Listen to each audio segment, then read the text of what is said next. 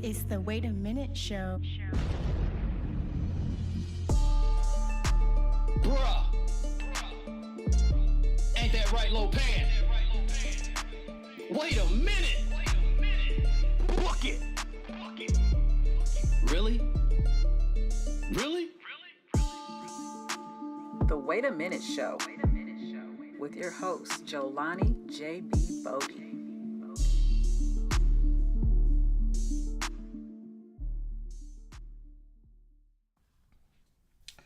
What is up, ladies and gentlemen? It is your man, Jelani J.B. Bodie, host of this thing called The Wait a Minute Show.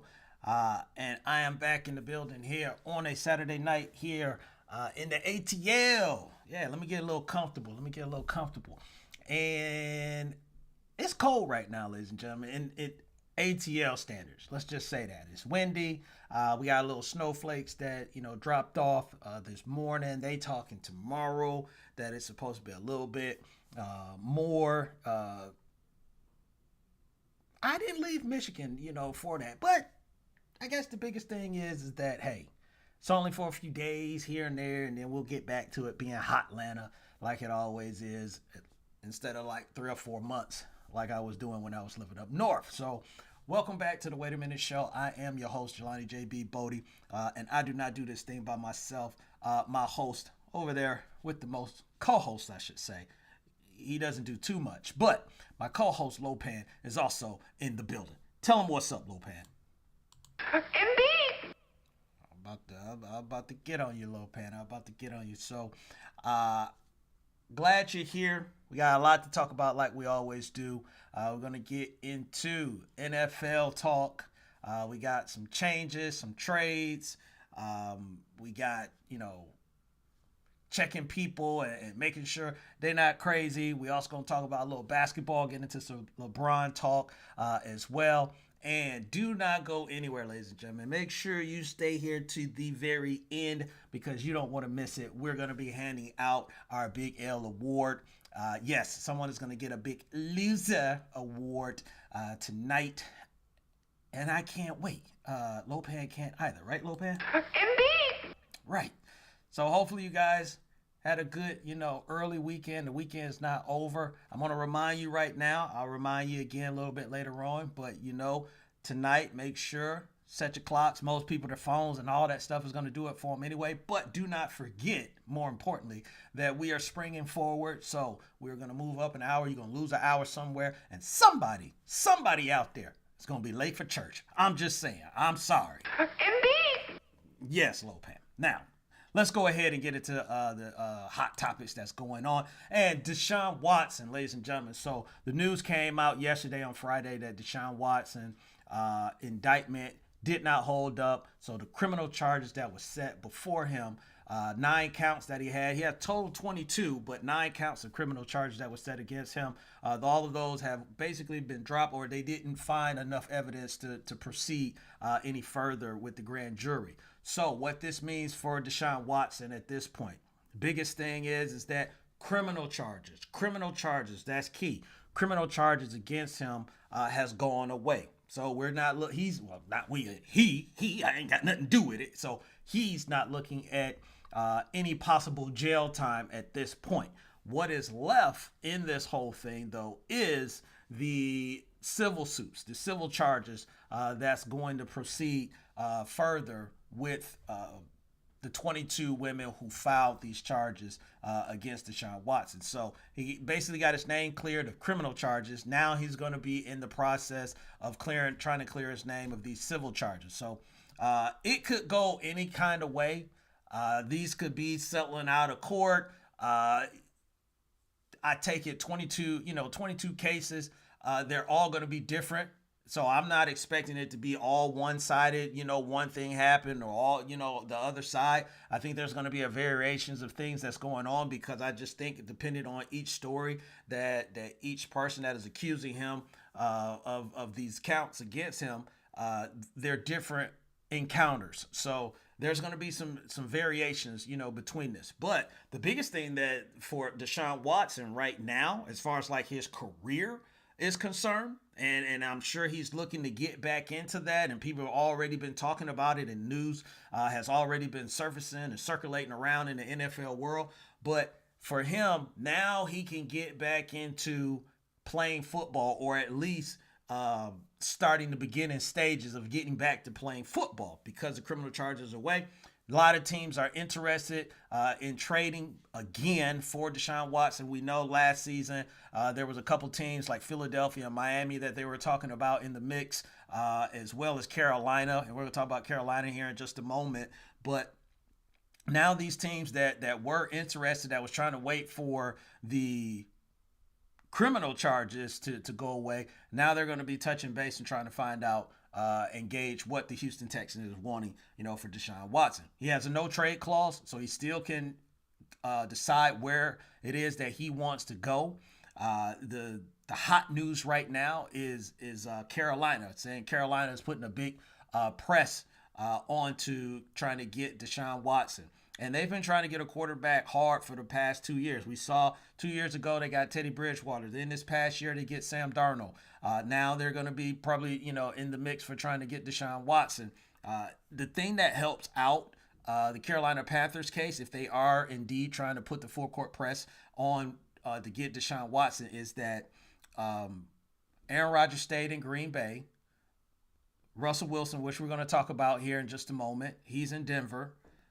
You got Carson Wentz, surprisingly, got traded to Washington and the Commanders. So some of this quarterback carousel, some of this quarterback domino has already started falling. So you don't have as many teams in the mix. Now, you still got, to me, I believe you still got Tampa. You still got Indianapolis, along with Pittsburgh. I'm going to throw Pittsburgh in that mix. How interested these teams are, I don't know. But you are going to be going, if you're the Carolina Panthers, you are going to be trying to contend with some of these other teams. Because I do think they're going to at least look into it, or at least put it on the table to try and figure out what they want to do. Now, for Deshaun Watson as well, Adam Schefter was talking about this on ESPN, was he still could face suspensions and get games due to conduct detrimental to the team, or the personal conduct policy that the NFL has. And he referenced Ben Roethlisberger, and he referenced Ezekiel Elliott. Ben Roethlisberger, I think, got either 4 or 6 games. I can't remember exactly, but I know it was at least 4 games. Ezekiel Elliott got 6 games as well. I don't know if Deshaun is going to get 6 games, being that he was out the entire year and he didn't play. I think it was a little bit different. Correct me if I'm wrong, but I think that when Ben got in his trouble, it was during the offseason, and by the time the season started, they gave him the games, or it was at least early into the season, where he didn't play part of the season due to those situations that happened. It was the same thing with Ezekiel Elliott, although that he did fight it, and then he was suspended, then he wasn't suspended, then he was suspended. Those games happened, during the season, and what was transpiring happened during the offseason. So for Deshaun Watson, his happened through the offseason, but he went through an entire season not playing. So I don't know if the NFL is really going to give him a 6 games. I'm not saying that they're not, but he got paid from Lopan. If I'm wrong, let me know. But he got paid for this season not to play. So I just think if they're going to give him maybe 3-4 games, but if they give him 6, I still wouldn't be surprised on it. I just think due to the situation, could be that the games might be lighter. But he is starting to get on the other side of this thing, and obviously the interactions that he's going to start having with teams, and the interest that these teams start building up for Deshaun Watson is really going to determine what the Houston Texans can get for Deshaun Watson. But he's guess you can say he's halfway there, and he's trying to get to the other side. But pretty soon we should be finding out some new new information as well with the situation. Now, Deshaun Watson, he still got some stuff that he got to do, and then he got to figure out where he's going to go. I just mentioned Russell Wilson. Lopan, pull it up. Russell Wilson has already made his move earlier this week. He got traded from Seattle to the Denver Broncos, and I forgot and I should still have it here. Lopan took care of it for me, and I appreciate you, Lopan. But here we go. Big load for Russell Wilson. So Seattle sends Russell Wilson in the 4th-round draft pick to the Denver Broncos. And in return, Seattle gets Drew Lock, Shelby Harris, Noah Fant, 2 first-round picks, 2 second-round picks, and a 5th-round pick. So big major haul for a guy like Russell Wilson. Now, here's what I'm going to say about the Seattle side of it. Because Bobby Wagner has just been released this week as well. I won't necessarily say that they're in a full rebuild because you still got Tyler Lockett. You still got DK Metcalf on that team. Looks like they're going to have Rashard Penny. And I keep forgetting the other guys, the other running back's name there. It slips my mind right now. But you still got a few pieces, there. Even on the defensive side.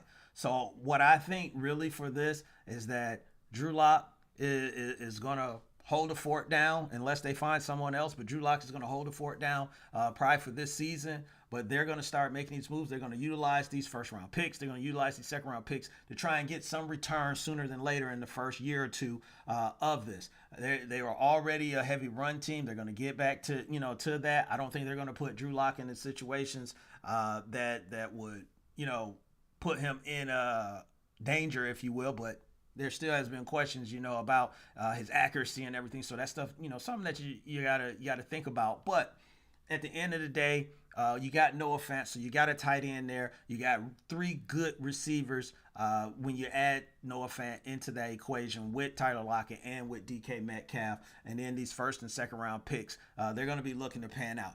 Now, and let's just be honest, Seattle has had success in the past. And that is the past. I'm not saying that they just really just going to, make these things work out, but they found the guy like Russell Wilson in the 3rd round. They found, guys on the defensive side and also, in the 1st and 2nd round that have panned out. Shelby Harris is going to be a big, part of that defensive line to put pressure. He did a lot of damage for the Denver Broncos this past year. Now let's flip over to the Denver Broncos and what they're getting. To me, what they're getting the piece that puts them now in the conversation. And the conversation I'm talking about is Super Bowl contenders. Yes, I'm going to say that right now.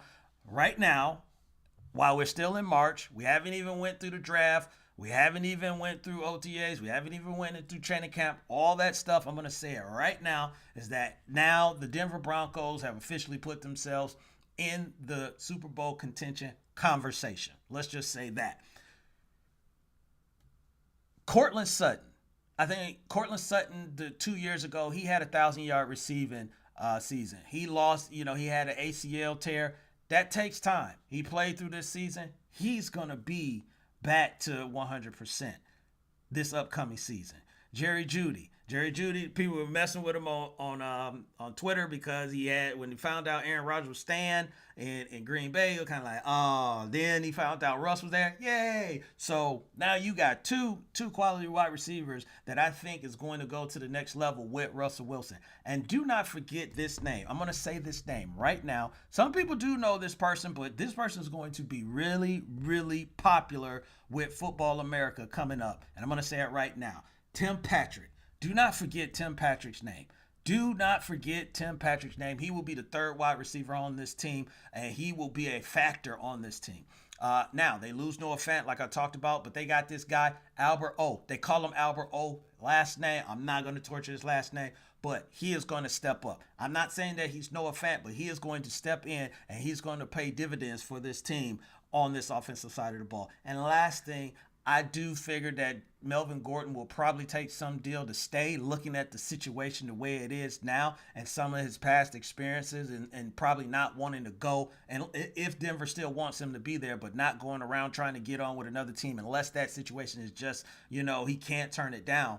But Javonte Williams, this dude is on his way. And if you got Melvin and you got that 2 running back situation, you got the 3 wide receivers, the tight end, and now you add Russell Wilson into that equation. He's 33 years old. We know Russell got at least 2, 3, 4, 5 more years, possibly 7, the way these quarterbacks are playing these days. Denver's going to be in the mix. That's all I'm going to say. I'm not saying they finna just take over and they going to be the front runners, because their division is going to be just tough in itself. You got the Kansas City Chiefs and Pat Mahomes. You got Justin Herbert and the Chargers. You got Derek Carr and the Raiders. You look like Derek Carr's going to stay there. And then when you get out of there, you still got Cincinnati, who just went to the Super Bowl. You still have the Baltimore Ravens and Lamar and them. You still have the Buffalo Bills. And you still have the Tennessee Titans. So in the AFC, it's going to be packed. And this is just going to add more action-packed stuff to talk about during the regular season. But this is an upgrade. This is where the Denver Broncos want to be. Denver Broncos fans should be excited for the next year or 2 to 3, because they should be in the mix. And now with Russell Wilson there, you can get those players, or those veteran players, just like the Los Angeles Rams did, where you see the potential and it's like, look, I'll give them 1 year. I'll take a pay cut. We finna make a run. Everybody is on the same page. So it's going to be crazy. And Russell Wilson, they're going to let him cook. Let's just say that. I think he's going to be able to cook 24 hours a day. So you won't have to be saying, let Russ cook. Okay? So I'm excited. I'm excited for, for the season to start. So let's get off of Russell Wilson. And we've talked about Deshaun. We talked about Russell Wilson. But let's get into a little bit of NBA action, because we are almost at the end of the regular season. And you know that because March Madness is about to kick off. And it's about 15 games, maybe around there that's left. So this whole who's going to make the playoffs, starts to heat up. And last year was a little bit different with the play-in tournament. It was actually 2 years ago. They started doing the play-in tournament, so we still got that in the mix. So we're gonna touch base on how that works out, and then I'm gonna let you know who I feel is in the mix to make the playoffs and play in or play out themselves for the month of April. So let's look at the brackets first on how it's set up. So take a look at this. So you got your West and your East. So how this thing is set up, if you do not understand, the play-in tournament and how it works, as you see here, you got, first, second, third, all that. Yeah. So the biggest thing is for the play-in tournament is 7th through 10. So 7th, 8th, 9th, and 10th place. So you see over here, we'll use the West as an example, is that the West, what they will do, 9th and 10th place will play each other in a play-in, and 7th and 8th will play each other. Now, what happens in the 7th and 8th is that whoever is the winner of that 7th, 8th, they automatically get the 7th spot. So if you're 8th place, you beat the 7th, you get their spot. And whoever is in the 9th and 10th place plays, and I'm just giving an example, same scenario, if 10 beat 9, 9's out. Kind of like, the college tournament. But 10 doesn't get in right away. 10 has to play the loser of 7 and 8. So 8th made it, and they got to the 7th spot, and follow me. I'm hoping you're still following me here. And so the winner of the 9-10 war, so 10th place, end up playing who lost in 7th place. And now those two are playing for the 8th seed at this point. So it adds a little bit to the mix and a little bit to the excitement of you got some teams that's, still in it, and they might can get in, and then maybe they shock, someone else going into the first round.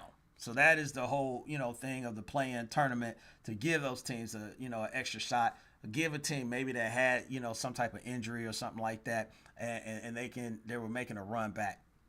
That's how the play-in tournament works. So it took me a second. I had to, actually sit down and look at it, but I got it. So I wanted to explain it to everybody else if they did not know. So now what we want to look at is that we're going to discuss Eastern Conference, Western Conference, and I'm going to tell you who I think will, probably make it. So we're going to look at the Eastern Conference right now, and this is as of yesterday, March 11th, the standings. So obviously we're not concerned with 11th through 15th because chances are those teams aren't going to be in the mix. What we're looking at right now is the play-in tournament, like we were talking about, 7th, 8th, 9th, and 10th. So as you see, right here, you have 7th, 8th, 9th, and 10th that's on this thing.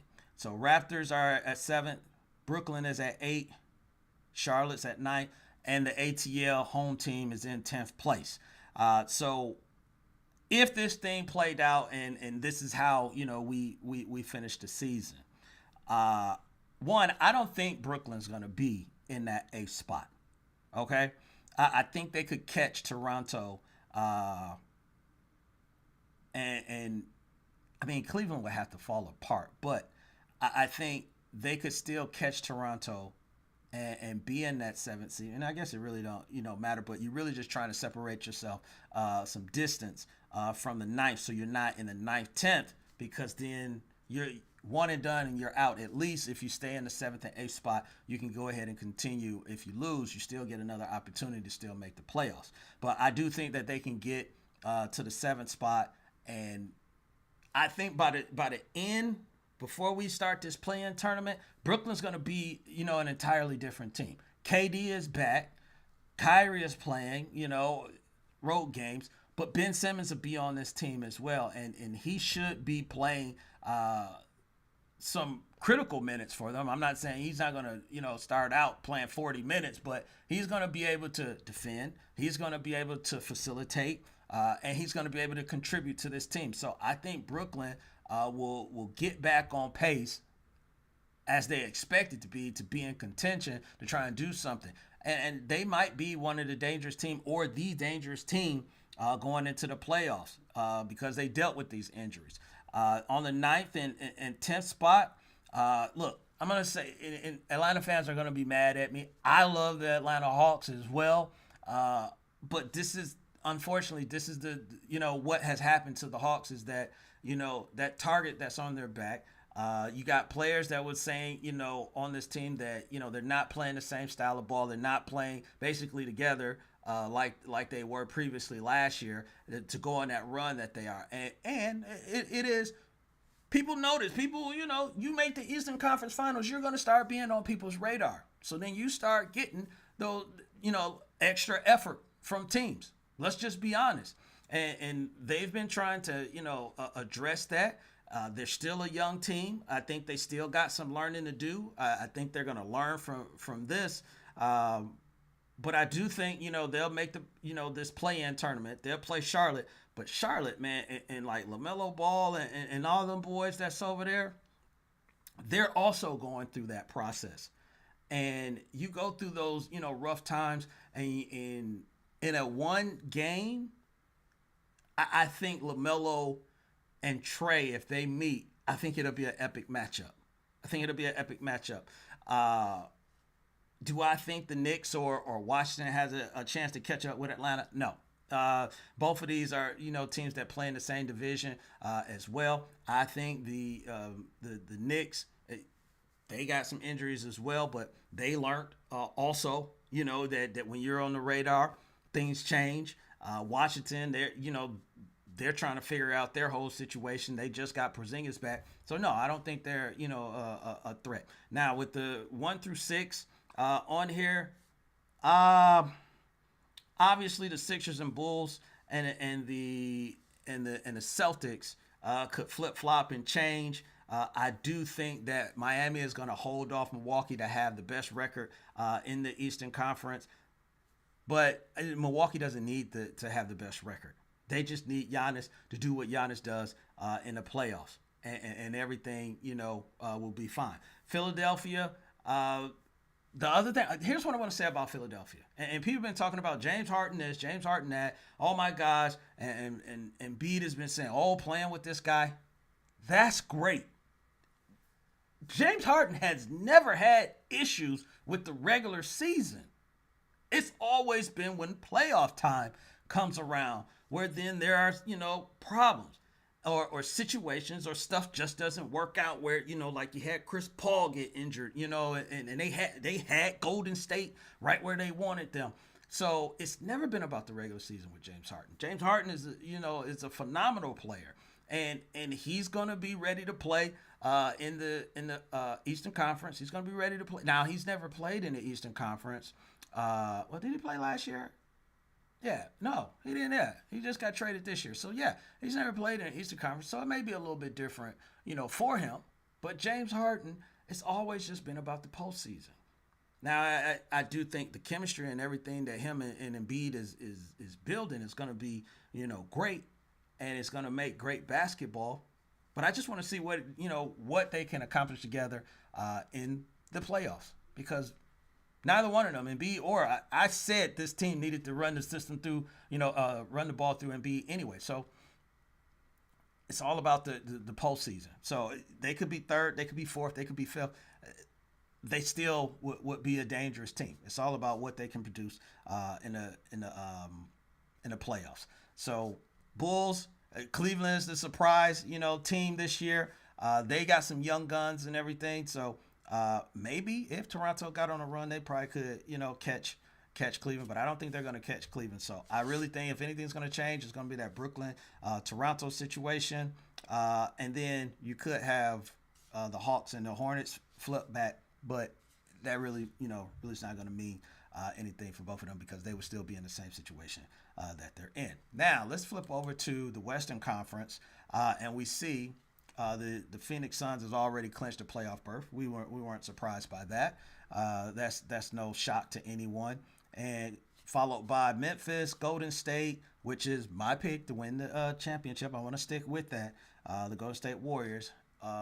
Utah and Dallas is tied right now, or not tied, but 4th and 5th, and the Nuggets are 4th. So your 7th, 8th, 9th, and 10th is the Minnesota Timberwolves, the Los Angeles Clippers, the Lakers, and the Pelicans. And you got the San Antonio Spurs and the Portland Trail Blazers kind of on the heels of the Pelicans. Now, Portland, they told me everything when they started traded CJ McCollum, and I forgot the other guy that they traded off of their team, but they told me they're trying to build for the future. They probably don't want to make the playoffs if you ask around, because they're focused on the future. San Antonio, that's Pop, he plays, so they're not worried about not making the playoffs or draft status or anything like that, rebuilding, what they're going to do next year and all that stuff. We got a game today. We're going to try and win this game. So the Pelicans have something to be worried about, because they could slip into that 10th spot and get into that play-in. I could see that happening. The Lakers, healthy, and health has been a concern. AD, when is he back? When is can LeBron get healthy? He's had a nagging injury going on with him, and this nucleus, this chemistry, this core of the team, can they put it together in time to really start putting the fear in anyone? Because no one is worried about the Lakers right now. That's in these top 6 spots. 7th, 8th, and yeah, they probably looking around, but no one else in the top 6 is going to be worried about the Lakers. So the Lakers, if they can get healthy, if they can finally figure this thing out and everybody play their role and everything, I still wouldn't have the Lakers as favorites or anything like that. I think they probably could just be in the competition, and then let's see what happens. Because I still think Phoenix, I still think Golden State are the teams to beat, in the Western Conference. But there's too much of a gap, I think, between them and the Clippers with 29 and 35 wins. Same situation like we were talking about with the East. I don't think the Clippers catch the Minnesota Timberwolves either. Could they catch the Nuggets? My gut is telling me no, that they won't. But when I say that, then something happens, and then they're right there in the mix. So I give them a 25% chance of getting into that 6th spot with the Nuggets. But I think the Nuggets can hold on. But if anything, Lakers got to, get in. They got to at least get into the playoff. And 3 games ahead with about 15 games left, they should be able to do that. Now, if they match up with the Pelicans, I'm going to go ahead and give them that win. That's not going to be a problem. Then that means that they got to play the loser of the 7-8. I could see them beating the Clippers or definitely the Timberwolves in a 1-game series. But then that sets them up against Phoenix again. And we saw what happened last time when they played Phoenix. So if the Pelicans do not get in and the San Antonio Spurs get in, San Antonio could send them home. I would not be surprised in that play-in tournament that they're one and done. Would not surprise me.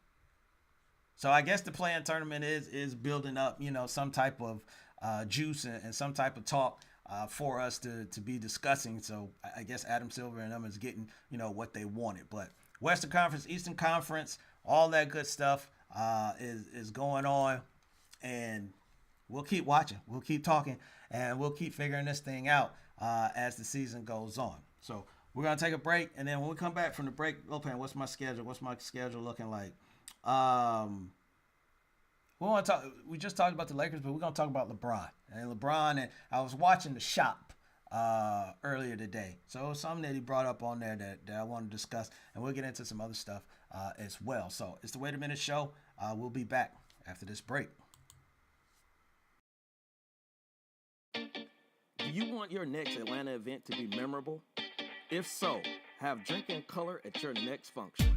Drink in Color is sophisticated bartending that creates signature cocktails for your special occasion. Wow your family, friends, and business associates next time with Drink in Color. You can contact the owner, Kiki Lewis, at 678-813-7102. That's 678-813-7102. You can also email her at drinkincolor@gmail.com and follow on Instagram at drinkincolor. And tell her you were referred by the Wait a Minute Show. Drink in Color, cocktail catering. Let the cocktail sparkle at your next event.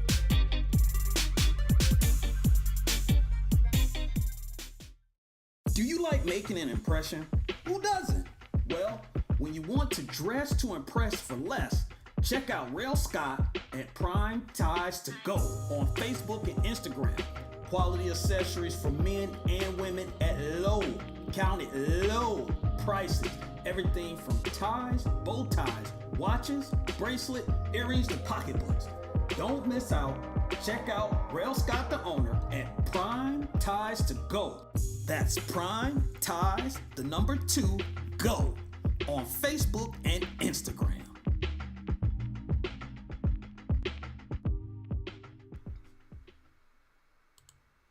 Ladies and gentlemen, we are back, and you are listening to It's the Wait a Minute Show.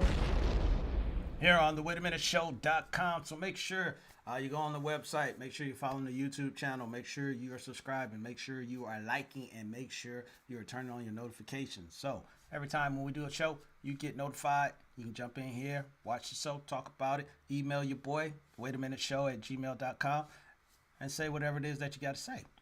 So let's go and continue. So I was talking about LeBron, and I was watching The Shop, and he had, Lamar Jackson on there. He had Donald Glover, B. Lavin.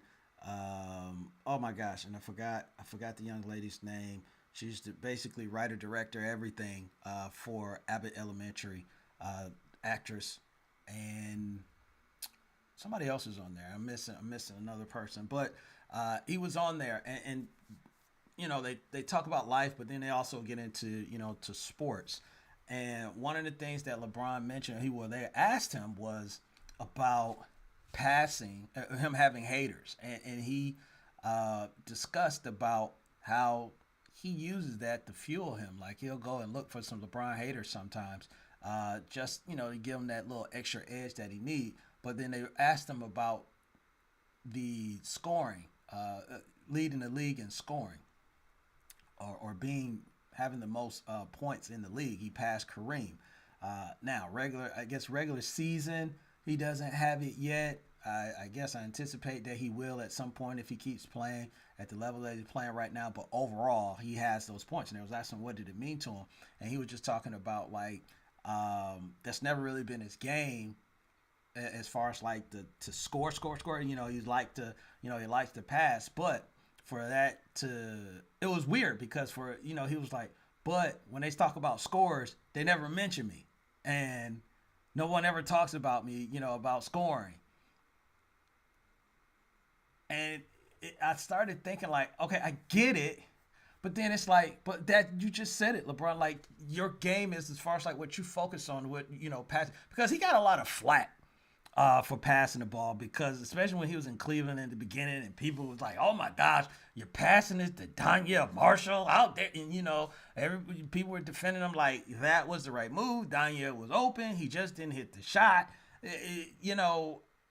but the big picture in all of this, it just goes to show and it points out that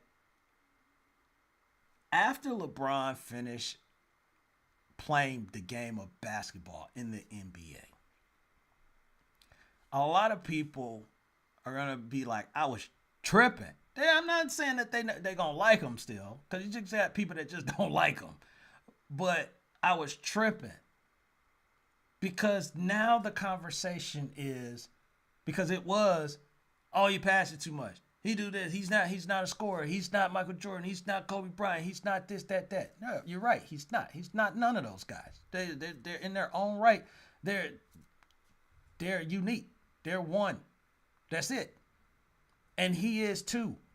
In the fashion in which he has played the game, and like he was talking about loving the pass and people talking about him always passing too much, and they were talking about he's scared of the situation and everything. He's not a pure scorer like Jordan and everything. And for him to have more points than Kareem Abdul-Jabbar,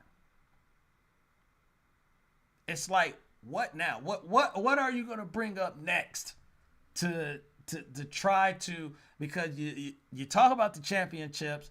Look, yeah, would he have wanted to win all of them? Of course. Who wouldn't? But there's a lot of people that don't have one. There's a lot of people that only have one. And there's some that have two. He got four. Am I getting that right? Lakers, 2. Yeah, 4. And it's kind of like, it's just like, the dude ain't never, he's not going to satisfy everybody. It's always going to be somebody that's going to say something. But for him to, admit like he wants to be, in that, it shows that he's a competitor still. It shows that he's paying attention to what people say. And it shows that people can't say they were wrong. I myself say I'm wrong all the time about Joe Burrow now. Because I was out there talking about Tua and everything. Not that Tua is a horrible player or whatever, but there's people that can't say that. There's people that's not going to do that. So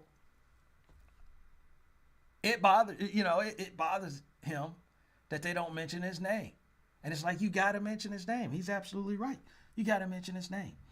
Speaking of names, let's talk about Greg Popovich.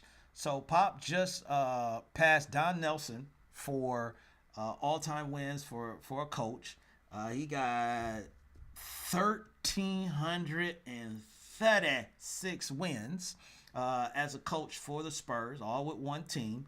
And I'm pulling up my list here because the list it goes like this. Now that Pop is ahead, got 1,336. Don Nelson, he just passed. Lenny Wilkins, Jerry Sloan, Pat Riley, George Karl, Phil Jackson, Larry Brown, Rick Adelman, and Doc Rivers. I didn't even know Doc Rivers was in the top 10. That's amazing. So Doc Rivers been coaching a long time. He got 1,032 wins. So Greg Popovich. One of the reasons that this is something to talk about and something just like wow is the success, the longevity of success that the Spurs had winning games, being over 50 games. This is not something that Greg Popovich has coached 60 years, and he gets, a few here, a few there, and they all just added up. He was at not right now, but he was at a very high level for a long time, and he sustained that with the players that he had. The other thing is that with that, having the most wins, he also, other than Phil Jackson, he has the highest winning percentage. He's at almost 66%. Phil Jackson is at 70%. But Phil Jackson got 1,150, what's that? 1155 versus the 1336. So he still has 200 more wins than Phil Jackson. And he's has a 66 winning percentage. So this is amazing accomplishment, and I like it, and it's in true Pop fashion as far as like he made it about the players. He didn't make it about himself. They were mobbing him when he won, and for a split second he enjoyed it. He let them enjoy it, and then he came back to being Pop, like, all right, everybody get to the locker room, let's go. But like for someone to do this, especially in one city with one team, and not to where they're welcome out, to get buy-ins from multiple players that have come through that organization, not to go to go into a situation where you had a team that was put together and they just needed a coach. There's something to be said, because, and it's not a knock at all. Don Nelson, he was a really good coach. He played in he coached in a few different places.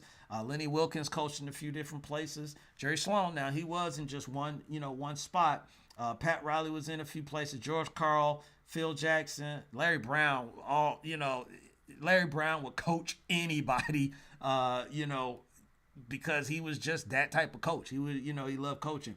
Rick Adelman was a few places, and we already know Doc Rivers. So, Greg Popovich do this, and also in just one city with one franchise. It's a major accomplishment. So, don't take that lightly,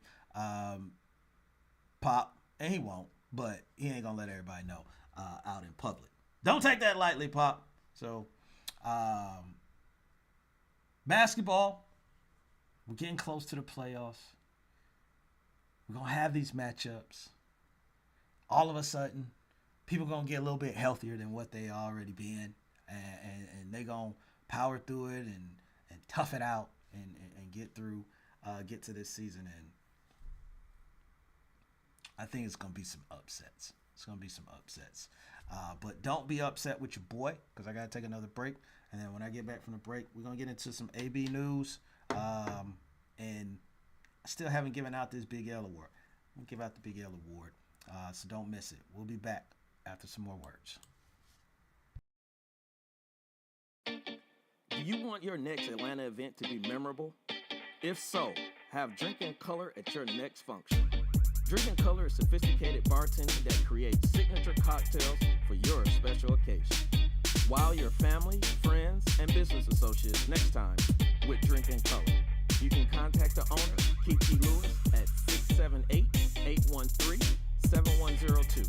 That's 678-813-7102. You can also email her at drinkincolor@gmail.com and follow on Instagram at drinkincolor. And tell her you were referred by the Wait a Minute Show. Drinking Color, cocktail catering. Let the cocktail sparkle at your next event.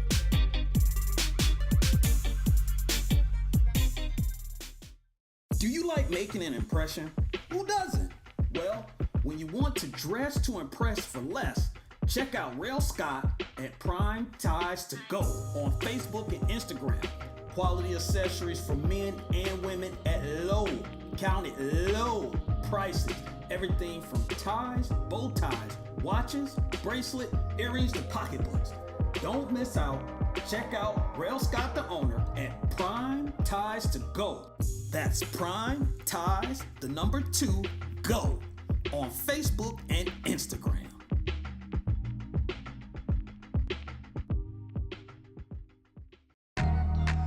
He's the brain of operations. I'm telling you right now, book it! And him, he's along for the ride. But together, they bring you sports like you've never heard before. The Wait a Minute Show, a new way of discussing today's trending sports topics. And now, back to the show with your host, Jolani J.B. Bodie.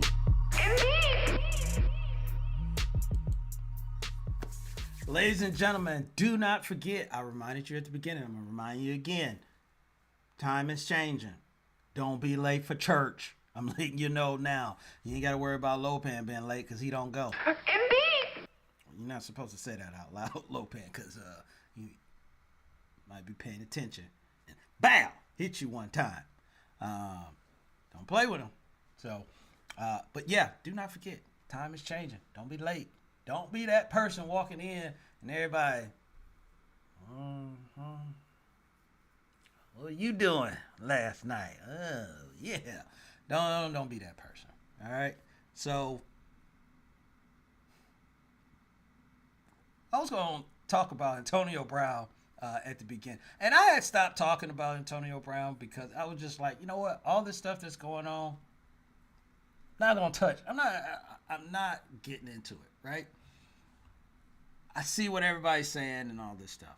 But I saw the Pivot podcast that got Channing Crowder, Ryan Clark, and Fred Taylor, and they had Antonio Brown on the team. I mean, on the show.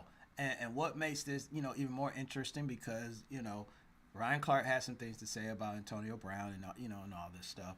And he had been talking about that on ESPN and some other places. So he got Antonio Brown. Well, they got Antonio Brown in the building. And they were just talking about not just that, but they were talking about a bunch of stuff. And here's what I want to say, from that is that interview, that podcast, that episode, for me personally, I don't know about anybody else, but for me, that episode gave me way more information, insight, understanding than anything Antonio Brown has done, talked about, been on, or whatever in the past 2 years. So check it out, watch it for yourself, and it goes into some of the stuff that I believed anyway. I'm like, okay, I was right, because when he was trying to get out of Pittsburgh, I told, on I can't remember what episode it was, but I said that whole Mr. Big Chest stuff and him dyeing his mustache and everything, I really felt that was a move that he was using to just go ahead and get out of Pittsburgh and do what he needed to do or do what he wanted to do. Because after he got out of there, I've never heard of Mr. Big Chest anymore. I haven't seen any dyed hair or anything like that. So, I'm like, this dude, either people are thinking he's going to be crazy or people think, or there, there's a method to his madness and everything. You don't have to agree with it. And I don't agree with everything, that Antonio Brown has done. But hearing him talk in that episode, like I said, it gave me a lot more. Now, you got to watch it. I guess I don't really want to just, spoil it for you if you're going to watch it. But what I got from it is that there are some things that went on in Pittsburgh that only people in Pittsburgh knew, or people that know Pittsburgh Steelers players knew about. And some of that came out. Am I just totally absolving Antonio Brown from the situation? No.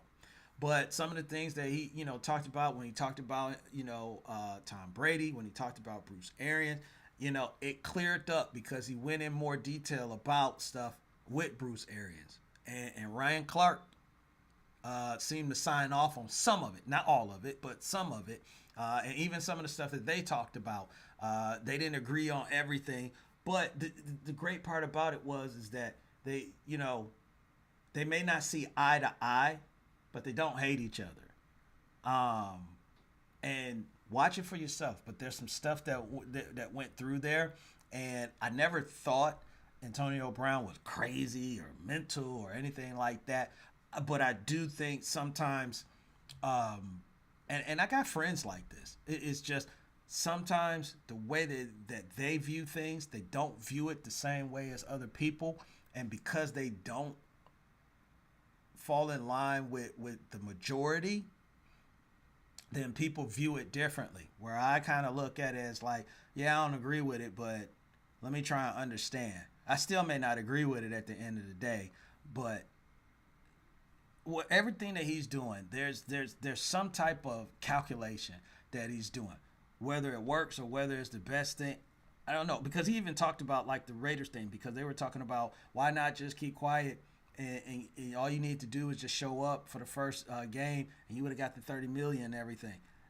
And his response is like, it was something more important than the money for whatever he was trying to do. And he said he already had money, and he's in a situation where he's good, and that I guess he can recoup that money somewhere else, getting it somewhere else. So if you got options like that, and if that is all factual and everything, yeah, you can say, look, it's a lot of money, but it ain't right for me right now, and I can afford to walk away. Most people wouldn't. They'd be like, you crazy. But if he got other options lined up to where he's gonna get money and he's gonna get that money back, yeah, you do move differently on it.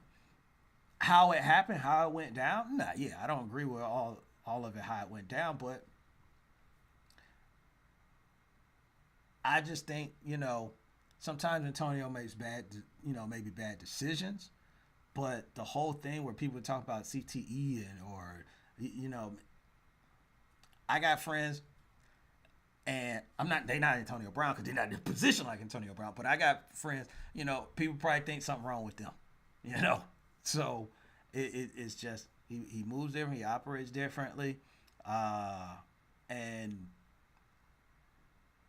again, I don't agree with everything, but I kind of understand, what he's talking about. So that was my thing about the AB thing. But watch the Pivot podcast if you get a chance. Maybe they'll say watch the Wait a Minute show if you get a chance. Maybe, doubt it. But let's move on.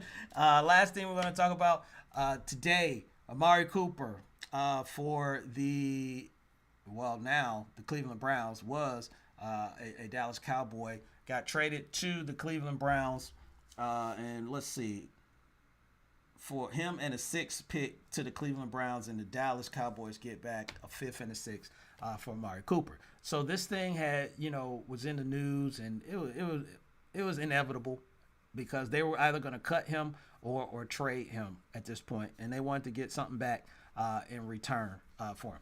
Now, what this means for Dallas is what everybody was thinking anyway, is that T.W.A.M.S is about to be that dude. They already felt he was that dude, anyway, walking in there, but now he's definitely going to be the number one. That also, to me, tells me that Michael Gallup is going to be there as well. Unfortunately, he got injured, but I think they'll re-sign him to keep him because they don't want to just play T.W.A.M by himself, but also Cedric Wilson. Looks like Cedric Wilson, they're going to be expecting him to step up in that third option, and they're going to roll with the young guns, and they're going to roll with this team, and they're going to get Dak to get out there and sling that ball. Again, they who was it? Dalton Schultz. They tagged Dalton Schultz. Zeke is still there. He's under his contract, so it looked like they're just going to run it back, but they're going to run it back without Amari, and they feel that they can do that. Now, Cleveland Browns, what they get a weapon. OBJ is gone, so you're gonna need another wide receiver there. I think this Donovan Peoples-Jones and Higgins is gonna work out well, but I think it's gonna be a three-headed monster with Amari Cooper because Jarvis Landry has just gotten the okay to go ahead and seek interest in other teams. So I think this is gonna be an overhaul as far as like those wide receivers. So Amari will come in there, he'll be the number one. He'll be the veteran. You have the young guys. And the question marks will remain that people are going to be asking as far as like Baker Mayfield and being on the same path or same connection or same wavelength with his wide receivers. So that's not gonna go away. Amari Cooper will go in there. He'll be the professional. How long he'll stay there, I don't know, but it's weird. It's kind of ironic that another 19 that was in Dallas, Miles Austin, left there and went to Cleveland, and then he left after 1 year. So maybe this is a 1 year thing. I don't know, but they got themselves, a really good wide receiver. They got to be able to, design plays, get them open, he's going to have a better, I'll say this, Amari Cooper is going to have a better running game collectively than he did in Dallas with Chubb and Hunt. So it's another move for the Dallas Cowboys. So they were going to cut him. So I think it's no big deal off of their back that Amari is gone. But what is a big deal, ladies and gentlemen, is giving out this award. So I normally go into, all the Big L and all this stuff. So I changed it up. Lopan said, let's do something a little fresh. Let's do something a little bit different. Let's do, we're still going to do the Big L award, but we're not going to do it the same way that you normally do it. We go, grandstand it and all that stuff. So I said, all right, Lopan, I like your idea. I like your idea. So, ladies and gentlemen, right now, it is time for the Big L. Man, you are one pathetic loser. Let's go. We're gonna see the best collection of losers this park's seen for many a year. You made me feel like a loser! La loser. Le who? The her. So, ladies and gentlemen, yes, it is time for the Big L Award, the Big Loser Award, because sometimes we just do something loserous in our lives. And I have gotten this thing like 3 times, so don't worry. I'm there with you. But the Big Loser Award is going out to people who are at work, I think, identify with this most. But regardless, it's with emails, okay? Emails. You get tons of emails all throughout the day where you get them from people that you know. You get them from people that you don't know. You get them from people that you don't want to know. You get emails all throughout the day. And then every so often you'll get an email where you're included in a group, mass group, more than 10, 15, 20 people. Please don't let it be over 50. And you get this email, and I give an example. Hey, congratulations to Bob. He did whatever. And what do people do? Because you may not even know Bob, but you're just in that department, or you're, in that group, or you're in a club or whatever, and you may not even know Bob like that. But what do people do? Instead of just replying to Bob and saying, good job, Bob, they want to hit the reply all button. Why would you want to hit the reply all? If you're going to hit the reply all button, you need to look before you hit the reply all and see how many people are on that. Now, if it's 3 of y'all or something like that, that's fine. Hit the reply all. But if it's over 10, you need to slow your roll and dial it back and bring it back. Because, look, it looks like, I don't know what their keyboard may look like. I know what mine's look like, but it looked like this is what their keyboard look like. Like there's a green button that just says reply all on it. Look at that. It's green. It's highlighted. No, that is not normal, ladies and gentlemen. That is not normal. There's no reply all button on your laptop, on your computer. It's up on the screen, but the reply is next to it. So you can hit the reply button till you can reply back to Bob, or you can just hit reply, clear out everybody else and just put Bob. Or you can do a separate email and just hit Bob. Why do you need to hit the reply all button? Look at that thing again, ladies and gentlemen. There is no key that says reply all on your keypad that you need to be hitting at all. But for some reason, people go ahead and hit that button.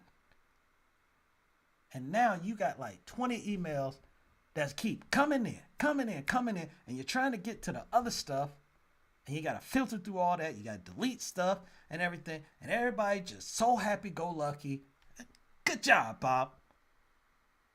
So, ladies and gentlemen, here at the Wait a Minute Show, we're going to go ahead, give out the Big L Award to whoever be hitting the reply all when it's never needed and you just hit it anyway because I guess you're just bored. But you got to take this Big L. See? Another loser. Indeed. Yeah, I don't know how to handle that. Look at it one more time. Lopan, hit the music. Look at that thing. And look how they got the one finger. That's calculated, ladies and gentlemen. That is a calculated move. You're saying, I don't care about the other people. I don't care about who's going to get this back. I'm going to hit that.